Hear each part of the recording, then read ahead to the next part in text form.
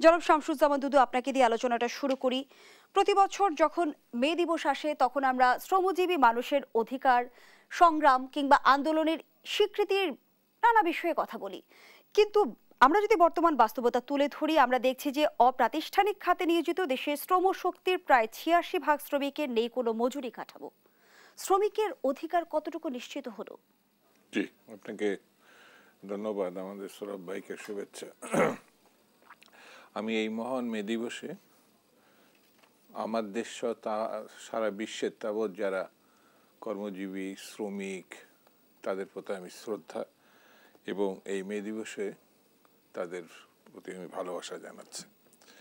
বাংলাদেশেও যথাযোগ্য মর্যাদায় রাষ্ট্রীয়ভাবে এবং রাজনৈতিকভাবে এই দিবসটা পালন হচ্ছে বা হয়েছে। আজকে আমার দলও যেমন পার্টি অফিসের সামনে, বিএনপি অফিসের সামনে আজকে শ্রমিকদের স্মরণে এবং তাদের অধিকারের প্রশ্নে মে দিবস পালন করেছে।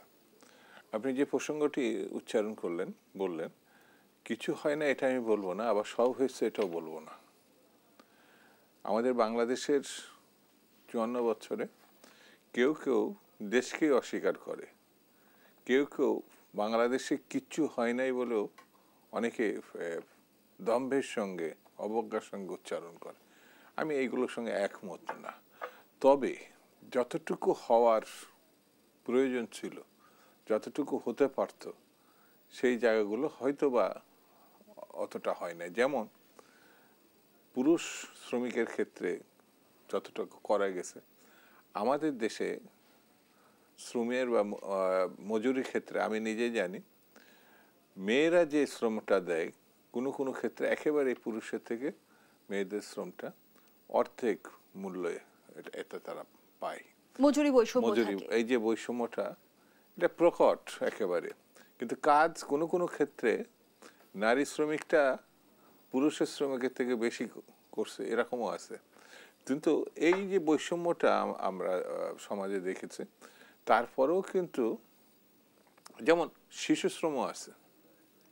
7 বছর 8 বছরের ছেলেটাও কোনো না কোনো জায়গায় কাজ করছে, হয়তো জীবনের জন্য, পরিবারের জন্য, অভাবের জন্য এটা করতে হচ্ছে তাকে। রাষ্ট্র তাদেরকে একেবারে কিছু করে নাই এমন না, কিন্তু যতটুকু হওয়ার দরকার ছিল, যেভাবে হওয়ার দরকার ছিল, আমরা সেটা পারি নাই। আমার কাছে মনে হয়েছে যে এর সঙ্গে যারা যুক্ত, রাষ্ট্র এবং রাজনৈতিক নেতৃত্ব, শ্রমিক নেতৃত্ব, সবাইকে খালি আমার আছে না, যেমন 21শে ফেব্রুয়ারি ভাষার জন্য আমরা নানান সেমিনার, সিম্পোজিয়াম, নানান কথা বলি।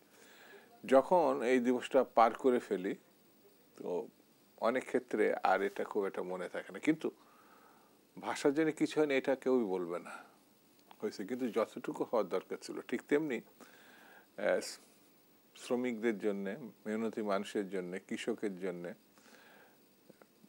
যতটুকু হওয়ার দরকার ছিল আমরা অতটুকু করতে পারছি, এটা দাবি করে বলা যাবে না।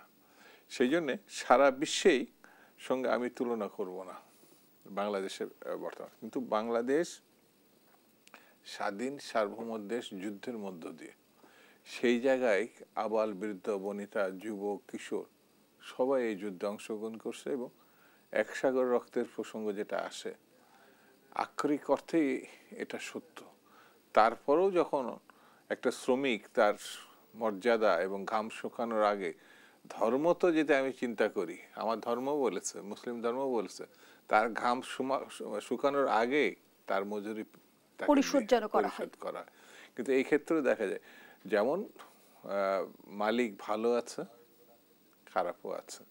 আজকে যে স্লোগানে কথাটা বললেন, মালিক এবং শ্রমিক মালিক এক হয়ে গড়বে দেশ নতুন করে, এটি যখন সত্যি বাস্তবে রূপ নিবে, সেদিন দাবি করে বলা যাবে সমাজ এগিয়ে যাবে, রাষ্ট্র এগিয়ে যাবে এবং সব কিছুতে এক ধরনের পূর্ণতা আসবে।